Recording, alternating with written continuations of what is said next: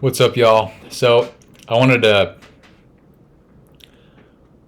I wanted to bring some critical thinking into a religious topic that I see a lot pop up within Christian circles.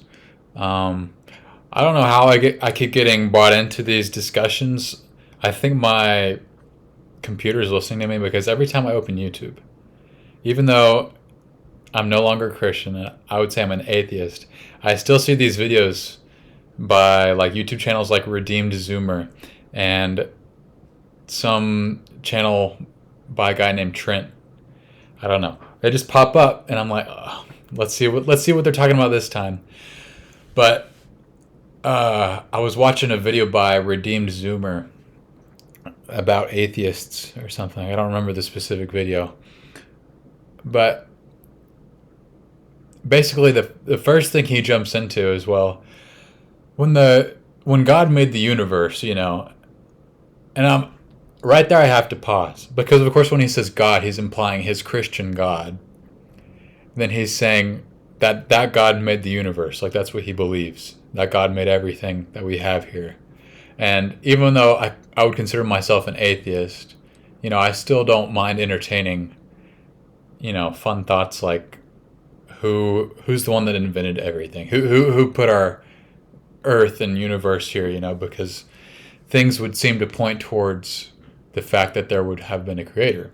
But since we don't have evidence for that right now, that there is actually a creator existing right now, I don't believe it.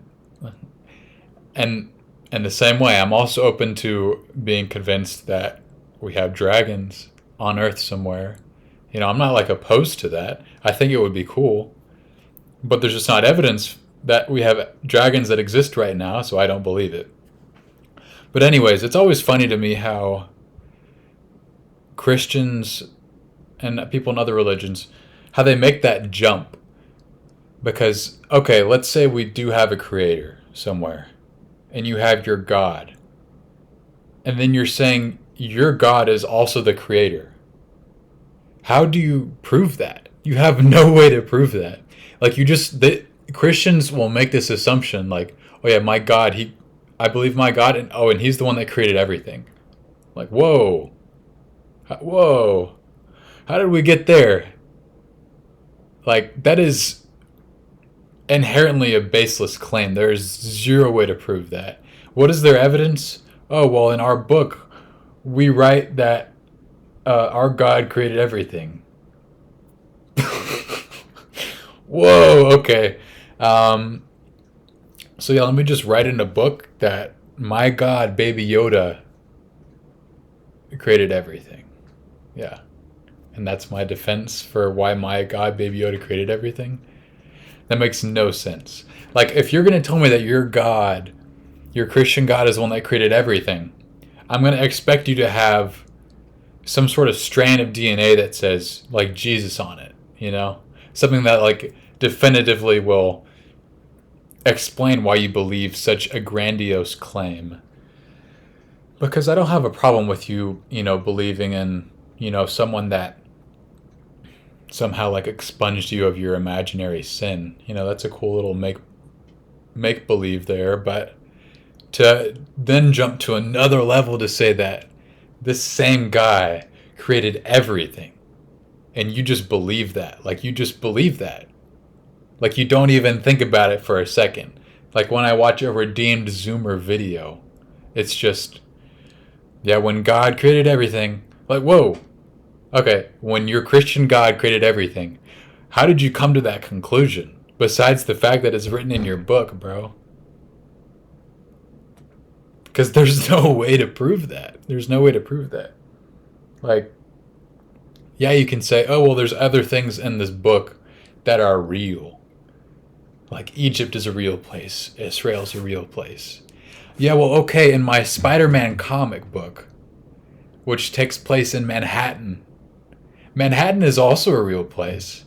So that therefore implies the existence of Spider-Man, who slings webs and goes through New York City fighting crime. In our current timeline of reality, that's not a real thing.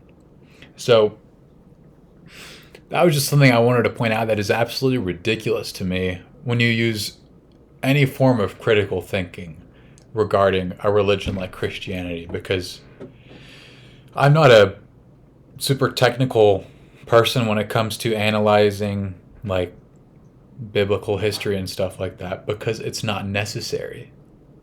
It's not necessary. You don't need to do all that to realize that it's all nonsense. And the jumping from one claim to a grandiose claim is just crazy. And the fact that they build the religion on this as well is even crazier. Like, they don't have any way to prove that their God and the one that created everything are the same person or the same entity. Like, I'm open to the idea that there's a creator. You have your God, dude.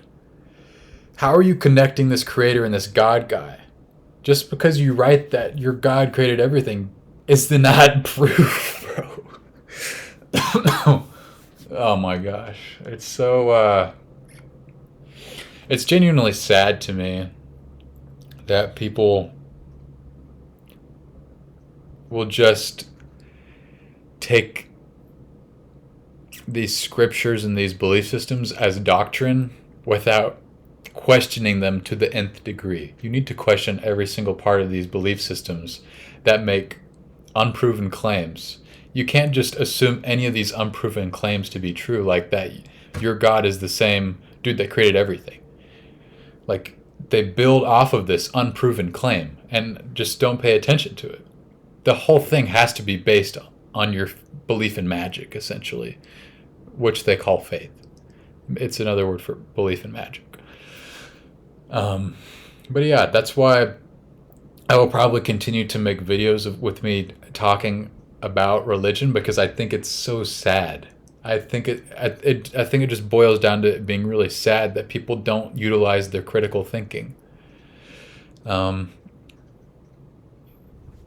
the truth is, most of these people are Christians because it's emotionally filling a void for them, or because they were just raised in it. And I don't think either one of those are actually good reasons, and I think they're actually both harmful. I think it keeps you from actually wrestling with the fact that you actually don't know a lot of things that you wish you could know, and it's uncomfortable to accept that fact, which is why religion often will come in to deal with that discomfort.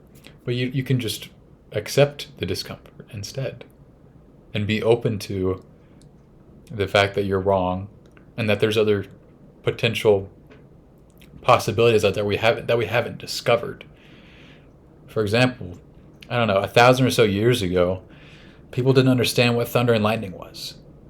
And they used their gods, Zeus and Thor, to explain those things. When they had these natural disasters, they had gods like Poseidon, that they would potentially attribute it to, because they had no way of understanding what was actually happening.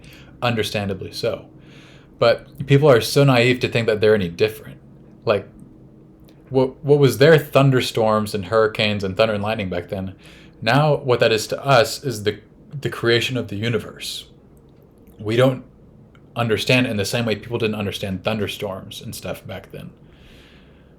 And today we still do the same thing, where we make a god to try to explain the nonsense, even though, believe it or not, probably in 1,000 or so more years, they're going to have explanations that are verifiable with science and repeatable to explain how we got here and if there's someone out there or not.